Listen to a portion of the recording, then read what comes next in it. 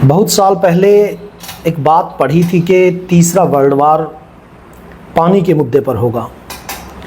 उस समय लग रहा था कि दुनिया जितनी आगे आ गई है और इंसानियत की बात करने वाले लोग जितने प्रभाव में हैं, ये बात हजम नहीं हो रही थी।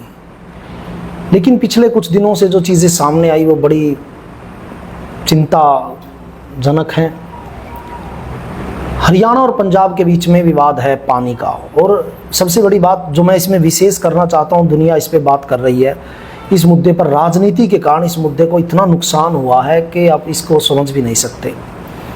इस समय हरियाणा में बहुत बड़े क्षेत्र में लोग पीने के पानी के लिए संघर्ष कर रहे हैं। बहुत से किसान ऐसे हैं जो जिनसे हम भी जुड़े हुए हैं, और हमसे जुड़े बहुत से किसान, हमारा इलाका तो चलो ऐसा है जहाँ पानी धरती में है और ट्यूबवेल लगे हुए हैं, लेकिन बहुत से लोग किसान ऐसे हैं जो नेट हाउस फार्मिंग करते हैं और जो नहरी पानी से बहुत सहायता उनको मिलती थी और उन तक पानी नहीं पहुँच रहा, वो सब्जी की खेती करते हैं। सब्जी के किसान मूलतः कम हैं, इस कारण उनकी आवाज़ भी सरकार तक नहीं पहुँच पाती।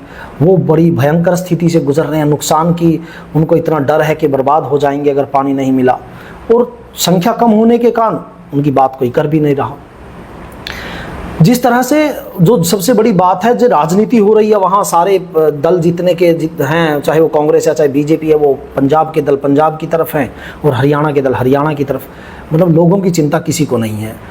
और हर पंजाब के जो मुख्यमंत्री हैं भगवंत मान, उन्होंने कितने बेतुके बयान दिए कि हम अब की बार तो पानी कम आया, इसीलिए हमारे पास पानी नहीं है इतना लोगों को देने के लिए। वो हरियाणा सरकार 9,500 क्यूसेक मांग रही है, वो 4,000 क्यूसेक दे रहे हैं।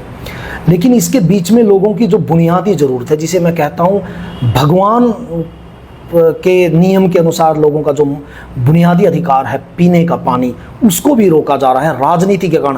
और भगवंत मान को समस्या सिर्फ ये है कि राजनीति करनी है, और यहाँ के लोगों को भी यही राजनीति, लेकिन लोगों का दर्द दिखाई नहीं दे रहा।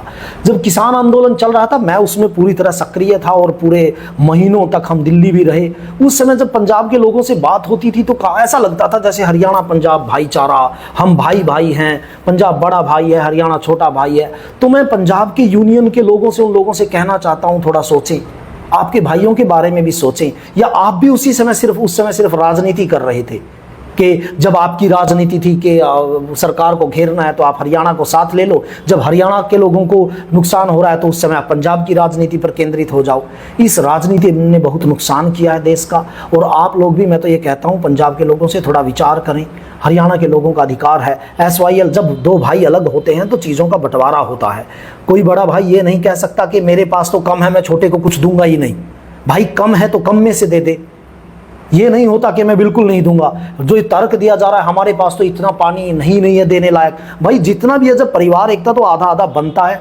और जो मैं इस सारी विवाद से अलग जो मुख्य बात मैं कहना चाहता हूँ वो ये है कि हरियाणा में बहुत से जगहों पर पीने के पानी की भी इस समय संघर्ष है, लोगों का पीने के पानी की भी समस्या खड़ी है। और जो सब्जी से जुड़े किसान हैं, बहुत छोटे किसान, बहुत कम संख्या में, वो बहुत परेशान हैं। उनकी फसलें सूखने की स्थिति में, बर्बाद होने की स्थिति है। तो मैं हरियाणा सरकार से भी कहता हूँ, इस पर विशेष प्रयास करें, लोगों की समस्या को समझें और उनकी समस्या को दूर करने के लिए विशेष प्रयास करें। दूसरा, मैं पंजाब की जनता से कहना चाहता हूं, जो लोग या मुख्यतः किसान संगठनों से जुड़े लोग हैं, वो भी थोड़ा सा सौहार्द दिखाएं, और जो सहयोग की बात उस समय वो भाई भाई की कर रहे थे, वो अब भी सोचें कि हरियाणा के लोग हमारे भाई हैं, और अपनी सरकार से कहें कि मिल बैठकर इस समस्या का समाधान करें, जिससे हरियाणा का किसान बच सके।